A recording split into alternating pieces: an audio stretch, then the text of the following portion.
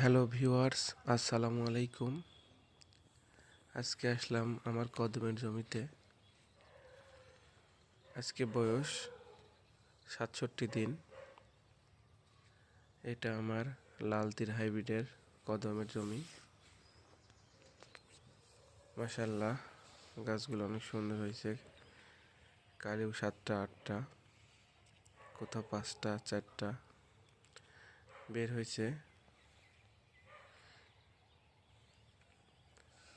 আজকে হালকা মাথা পোড়ার কারণে রোভরাল এবং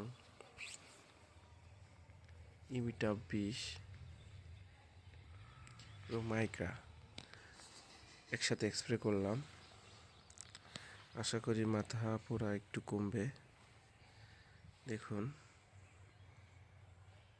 মাশাআল্লাহ, কি সুন্দর। আমি আমার কদমের জমিতে পাশে দেখুন ধনিয়া বীজ লাগাইছিলাম, যাতে ফুলে মৌমাছি আসে। মৌমাছি আসলেই পরাগায়ন ভালো হবে। আর সপ্তাহখানেকের মধ্যেই ফুলগুলা ফুটে পরাগায়নের ব্যবস্থা করতে হবে।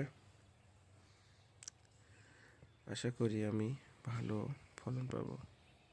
দেখুন প্রতিটা কালি অনেক মোটা এবং সুস্থ। পাশে ধনিয়া পাতাও অনেক সুন্দর হয়েছে, ফুল বের হচ্ছে। আশা করি দুইটা একসাথে মৌমাছি আসবে। ধন্যবাদ সবাইকে।